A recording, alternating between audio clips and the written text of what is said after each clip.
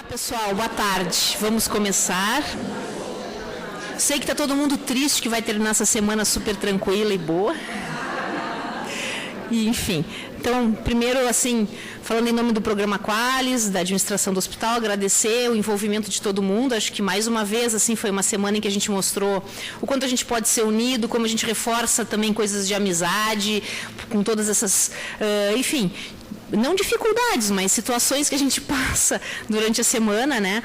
E é legal ver todo mundo assim trabalhando e super feliz quando os avaliadores saem de uma unidade, elogiam, as pessoas realmente se sentem orgulhosas de poder trabalhar aqui no hospital e poder contribuir com isso. Então a gente agradece bastante também esse envolvimento todo e dizer que foi muito legal também toda essa semana. Então eu vou passar agora para os avaliadores passarem para nós o seu relatório.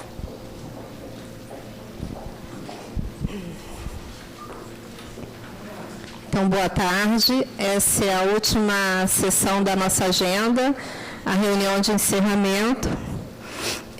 Passamos aqui uma semana que foi altamente gratificante, né? É uma instituição onde a gente respira conhecimento e é impossível sair da mesma forma que entrou. Estamos mudados, com certeza, por todas as experiências que nós passamos, por todas as falas, né? Eu acho que é mais ou menos isso. Costumo dizer que nós, como seres humanos, a gente vai se formando a cada dia. E hoje eu estou saindo daqui um ser humano melhor, mais completo, com mais conhecimento. Então, vamos dar início. Foi a avaliação de 21 a 25/9. A equipe de educadores que atuou nessa avaliação, perfil médico, Josélia Duarte Giordani, Giuseppe Donato Júnior, no perfil de enfermeira, Rita Viana Katayama, e no perfil administradora, Marta Lima, eu que estou no papel de líder da equipe. Qual foi o objetivo dessa avaliação, né? Está subsidiando vocês, né, o Hospital das Clínicas de Porto Alegre, para a manutenção da conformidade de acordo com os padrões de qualidade e segurança da Joint Commission International. Pontos fortes. Geralmente a gente não coloca tantos. Mas aqui geralmente a gente tem o critério de botar no máximo 4 ou 5, mas nós conversamos e falamos, não, temos que botar todos, né, os principais. Então, uma coisa que ficou muito evidente é a liderança participativa. Esse processo de qualidade, se ele não tiver uma liderança participativa, uma liderança efetiva, ele pode até acontecer, mas ele não se sustenta.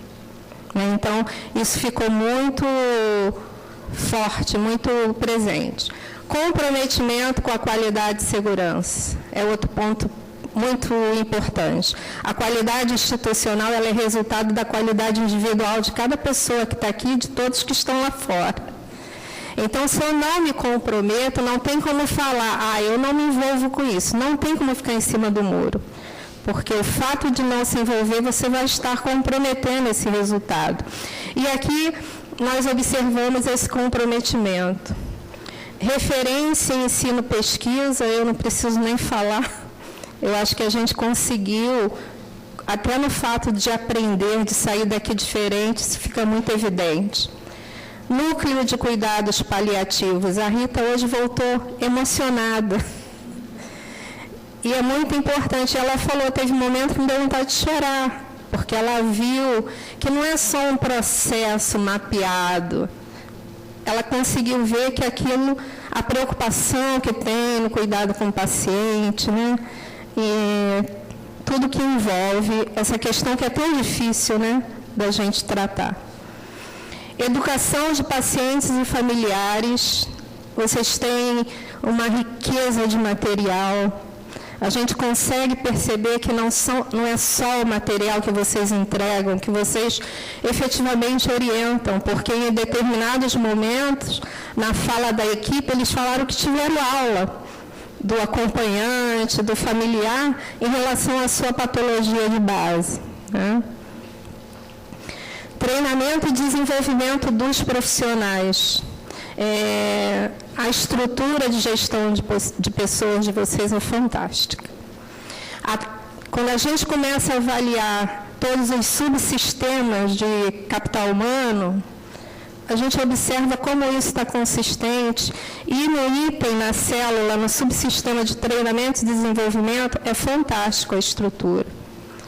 A grade de treinamento, a forma como vocês avaliam a eficácia do treinamento, é uma coisa que deve servir, inclusive, de benchmark para outras instituições. E que é um trabalho ainda de capital humano, a organização das pastas funcionais dos profissionais.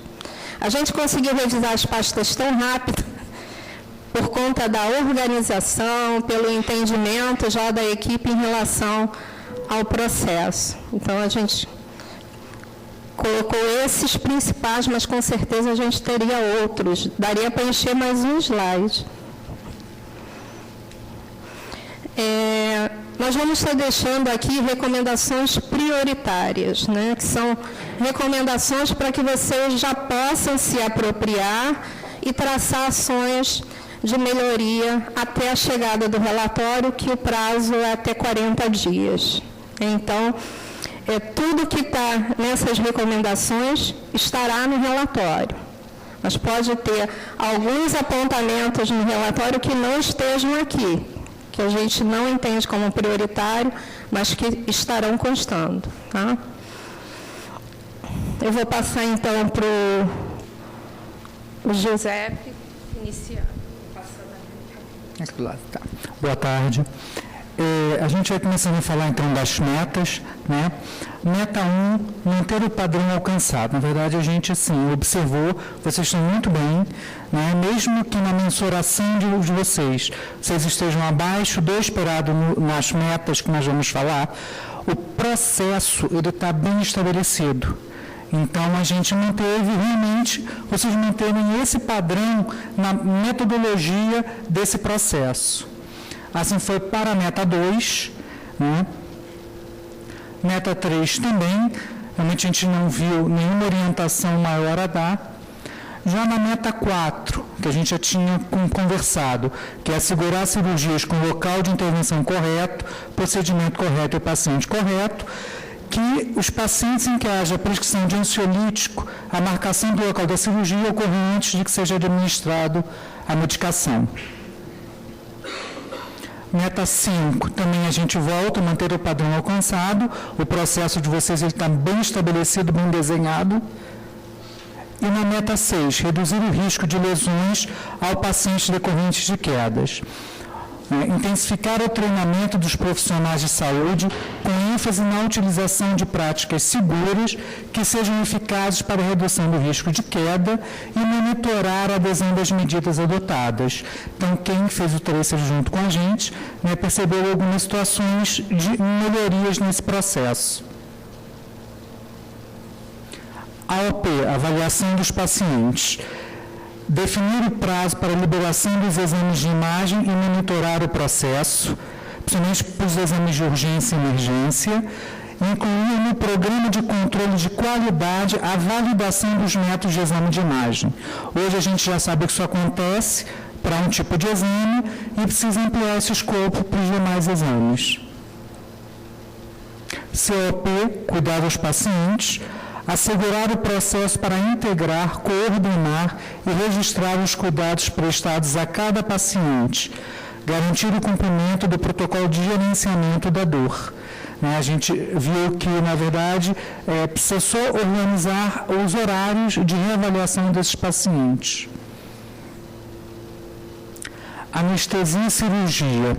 Garantir a uniformidade do cuidado aos pacientes que realizam sedação, registro de sinais vitais, principalmente nas unidades fechadas, assegurar e monitorar a descrição dos planos pós-cirúrgicos pelo cirurgião antes da saída do paciente do centro cirúrgico /RPA. Gerenciamento e uso de medicamentos, MMU. uniformizar o processo de guarda de medicamentos psicotrópicos nas unidades de cuidado e no centro obstétrico. A gente percebeu que, assim, em algumas situações, nós vimos várias formas de se armazenar. Tá? Então, é só uniformizar esse processo.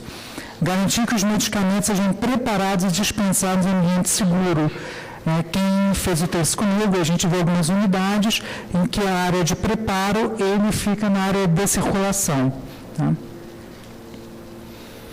Agora eu vou passar para a Rita. Boa tarde a todos. Meu capítulo ACC. Eu começo aqui com rever o protocolo de triagem e classificação de risco, né? O protocolo de Manchester.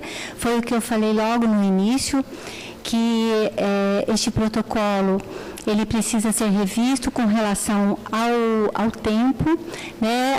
Um alinhamento da política. E assim, às vezes a gente fala, é humanamente impossível atender o Manchester, né? 10 minutos, 30 minutos, 1 hora, 120 e tal, com a demanda que a gente tem.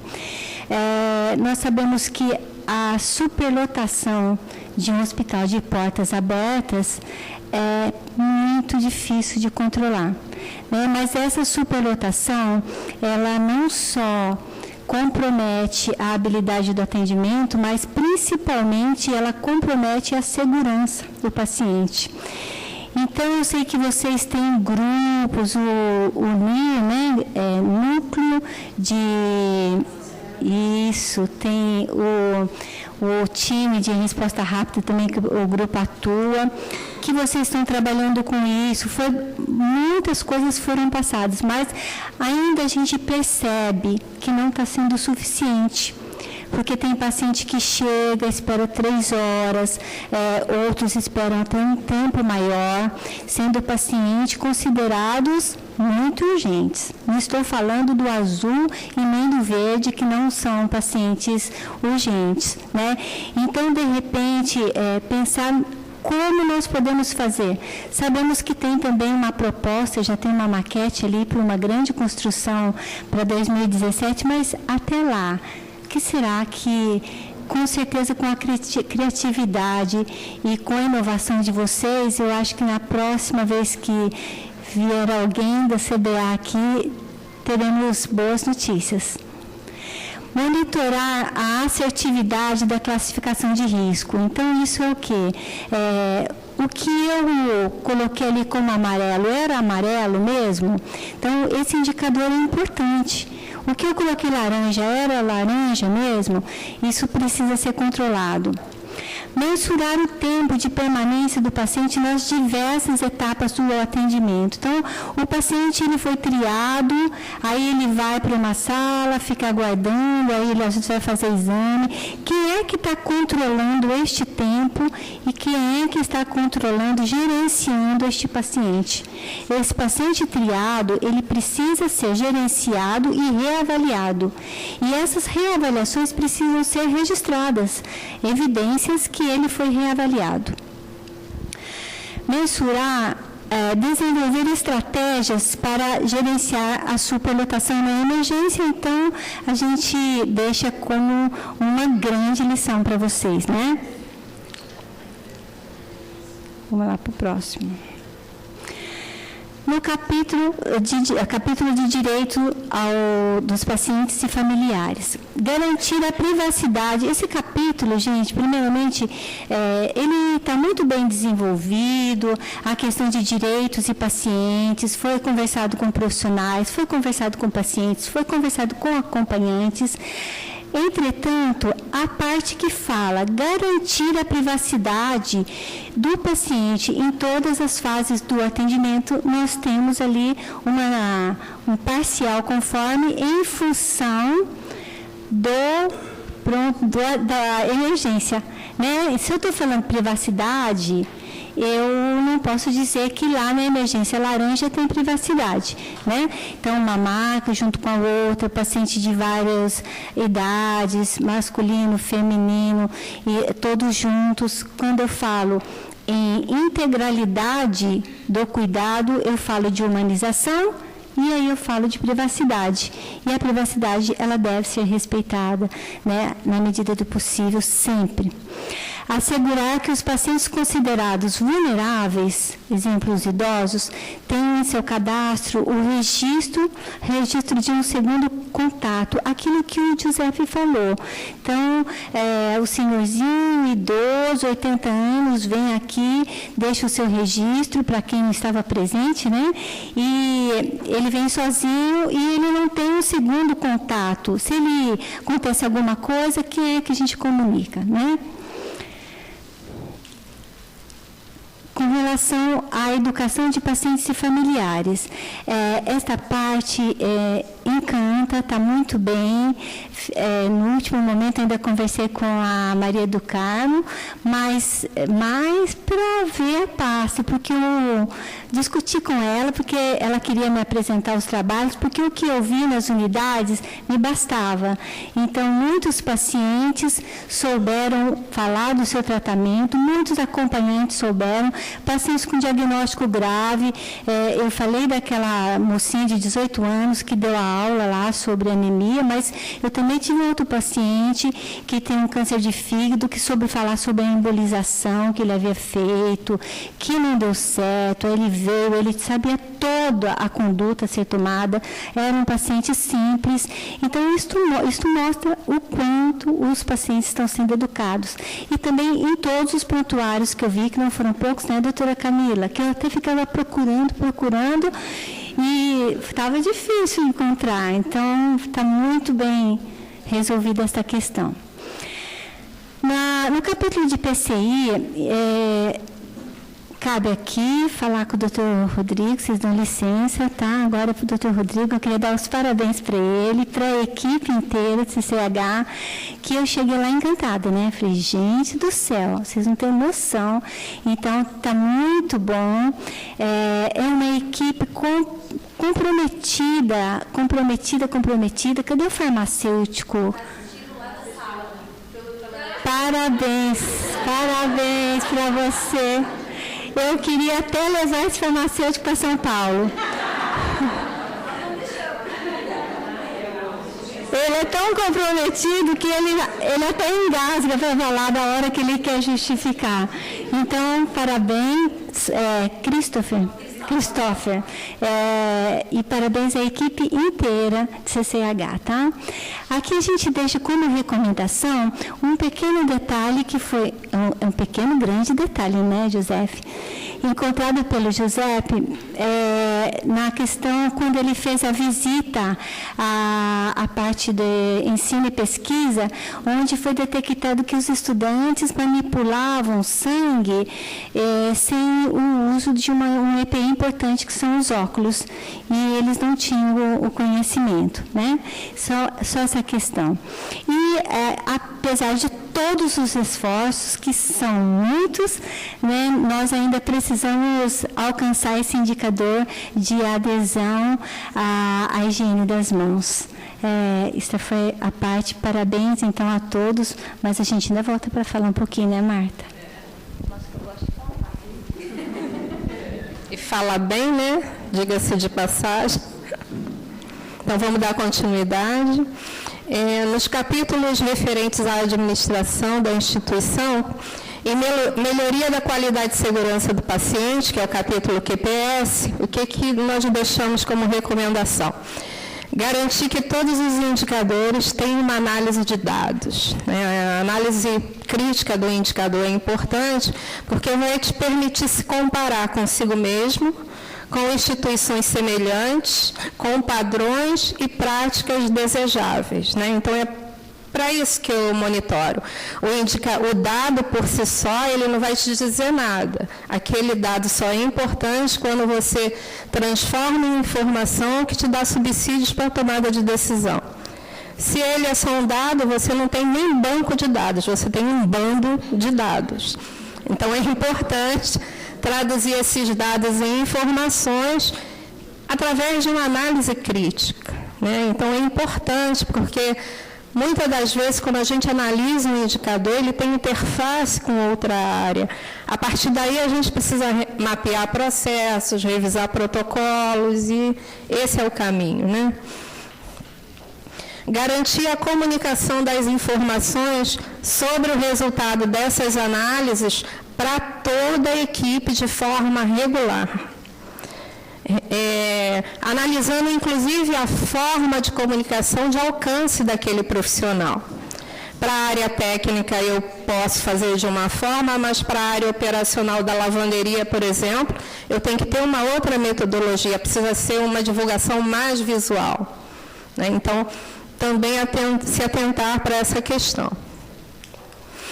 Em relação ao governo, liderança e direção, garantir o cumprimento da legislação vigente em relação à execução dos exames periódicos dos profissionais.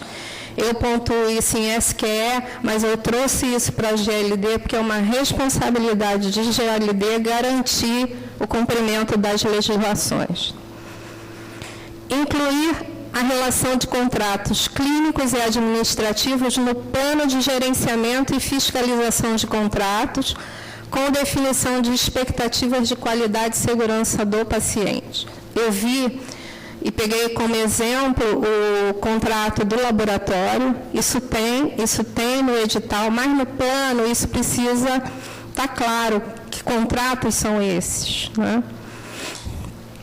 Garantir que as informações sobre o programa da qualidade e segurança do paciente sejam comunicadas regularmente à equipe. Olha aqui, está lá em QPS, mas aqui também se reflete a comunicação entre os capítulos e os padrões. Aqui eu estou falando, mas nessa questão dos resultados. No gerenciamento e segurança das instalações, capítulo FMS, qual é a recomendação? Os planos que são desse capítulo de gerenciamento e segurança das instalações precisa ter metas, né?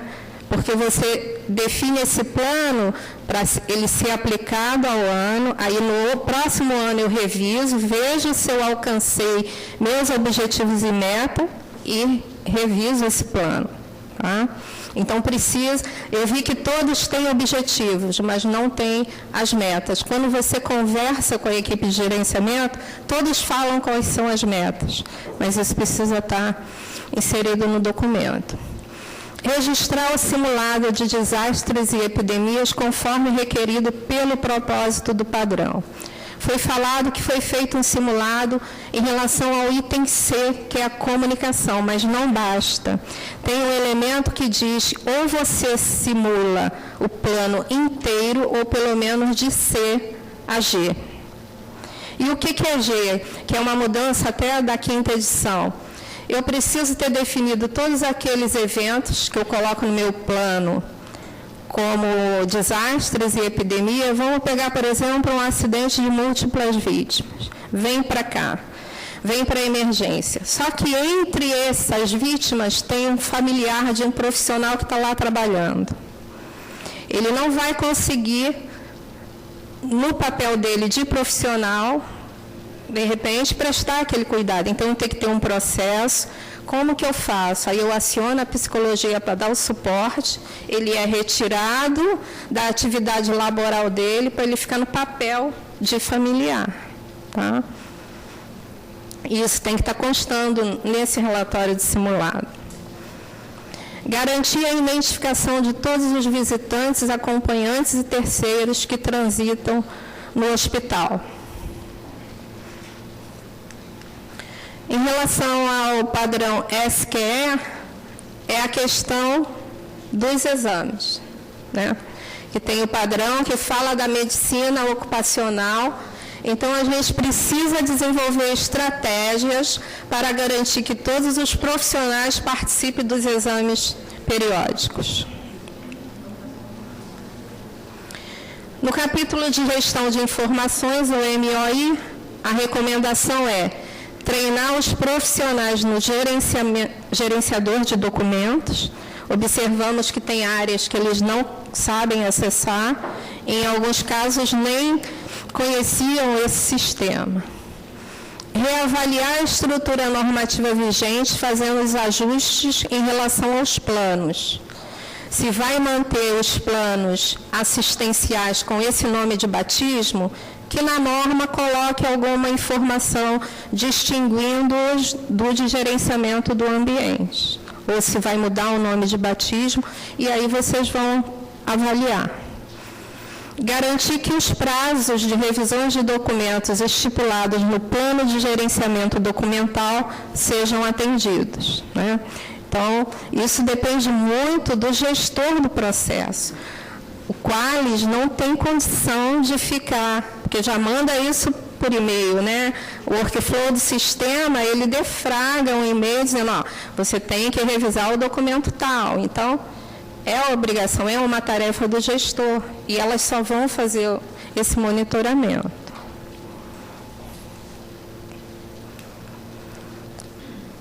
Educação do profissional médico, o INPE, não teve nenhuma consideração, é só manter o padrão alcançado. E nos programas de pesquisa envolvendo seres humanos, da mesma forma, manter o padrão alcançado.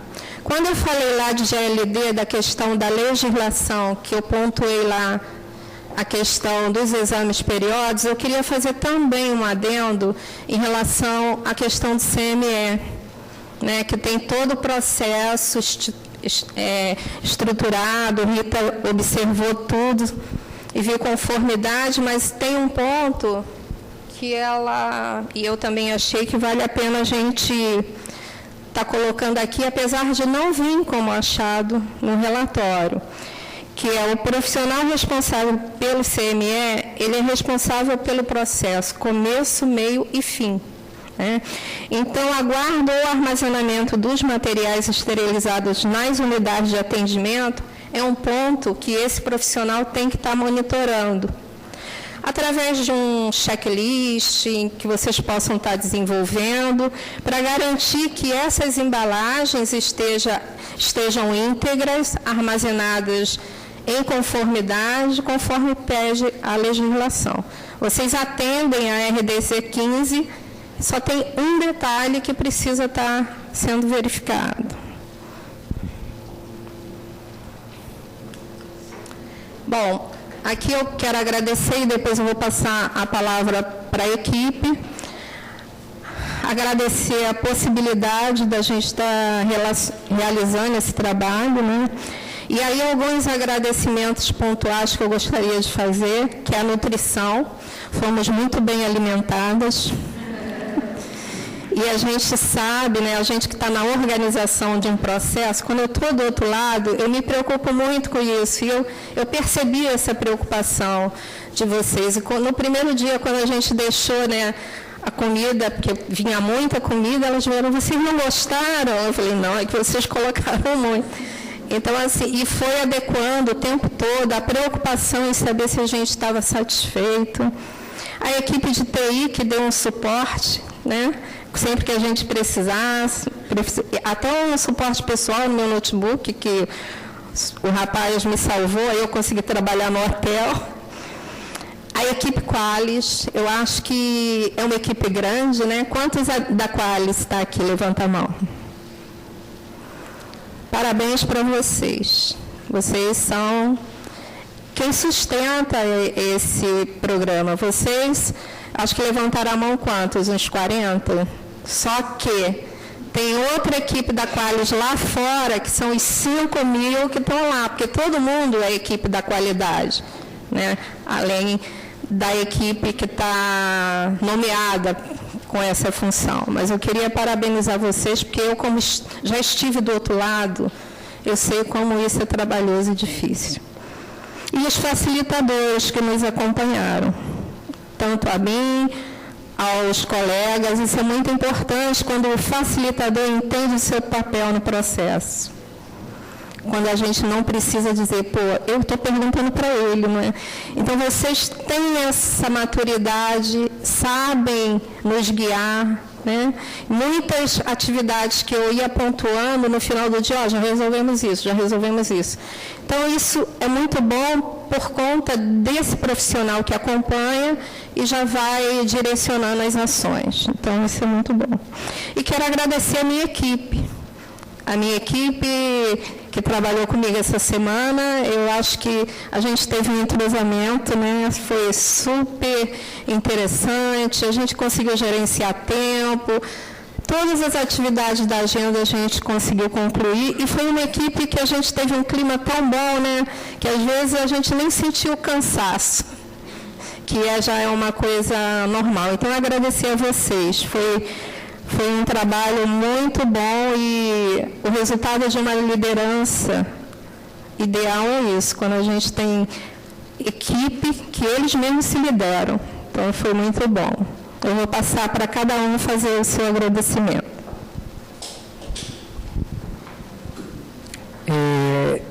Eu estive aqui em 2012 e quem me acompanhou, né, apesar da Simone ter me abandonado alguns dias,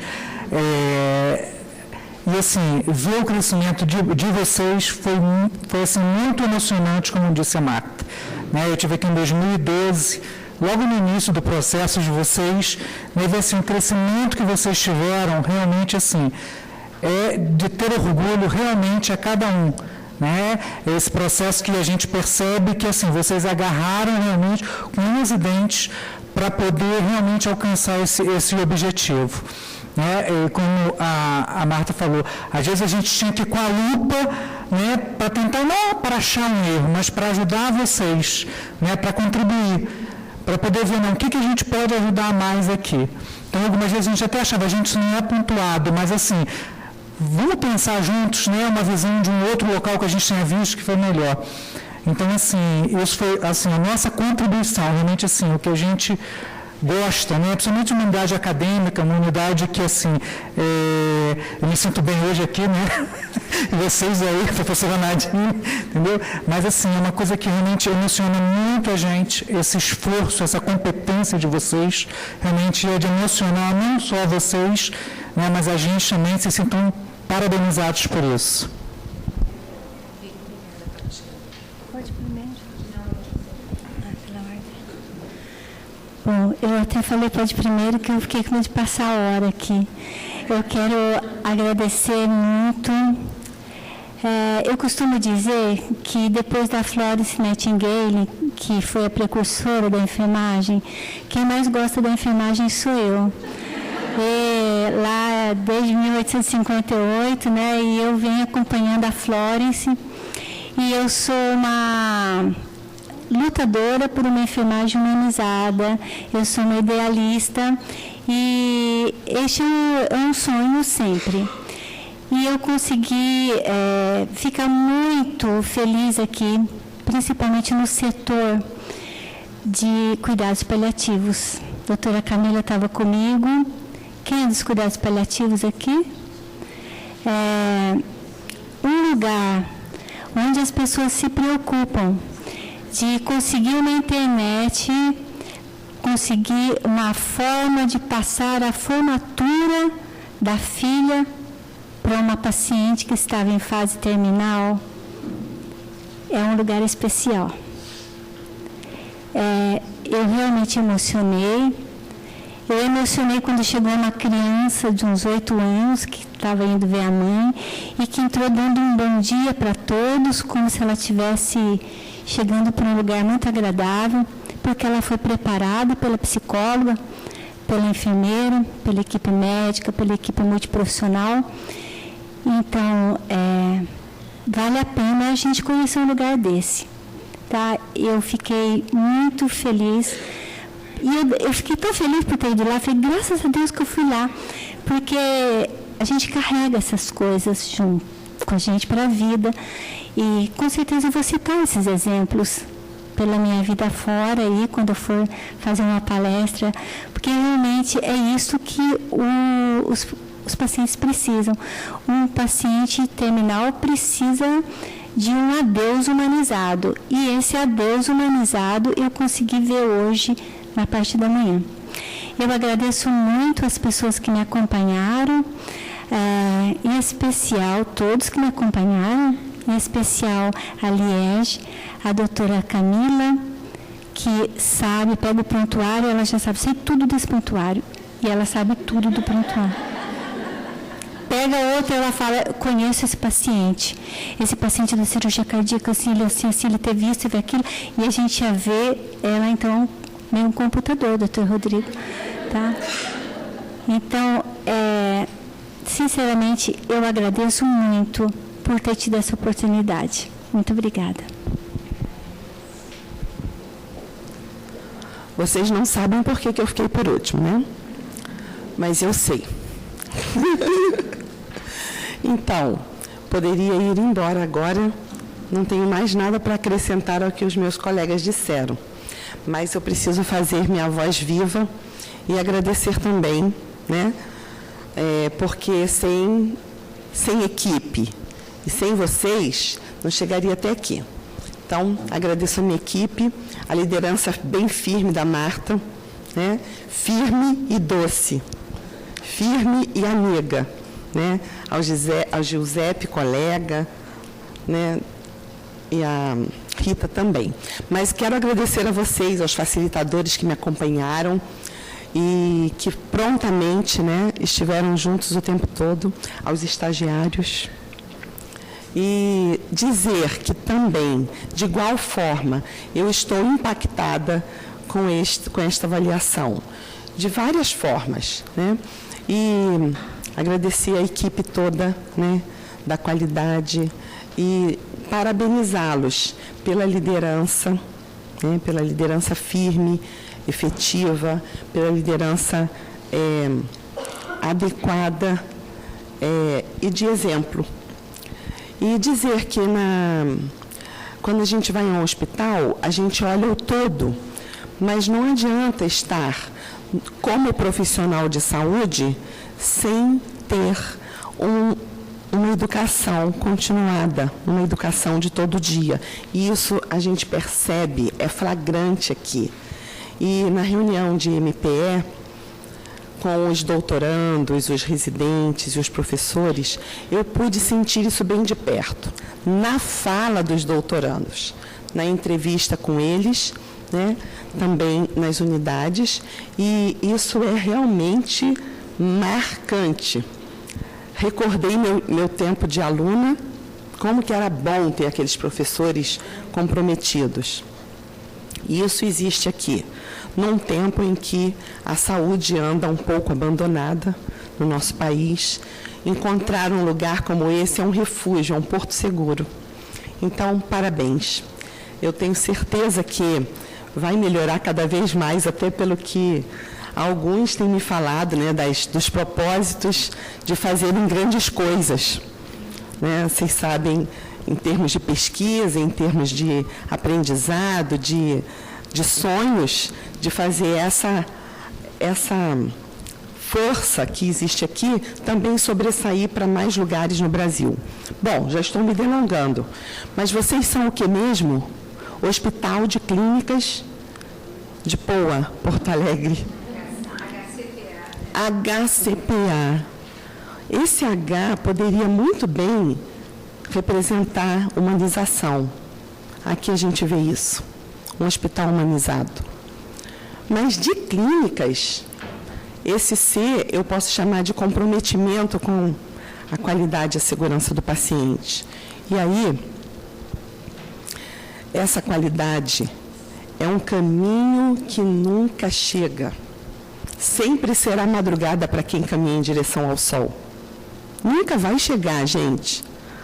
Então, aquilo que eu falei num dos dias, não dá para... acabou. Não acabou. Estamos só começando. Estamos só começando. É muito difícil? Vai piorar. Vai ficar mais difícil. Vai ficar mais difícil. Porque agora nós vamos afunilar, né? E aí os processos ficam cada vez mais detalhados, porque a gente consegue agora enxergar o que antes não enxergávamos. Mas o paciente está no centro do cuidado, e é só por causa dele. Não é mais de Porto Alegre, é o paciente no centro do cuidado. Mas o Alegre, bem que poderia ser Alegre, além de Alegre, é um hospital cheio de atitude. Tá bom? Parabéns. Um hospital humanizado, comprometido. Um hospital humanizado, comprometido com a qualidade e segurança. Um hospital que coloca seu paciente no centro, que até chega a nos emocionar. E um hospital que tem atitude. Vou fazer agora. E vou fazer certo. Parabéns. Que vocês nunca parem.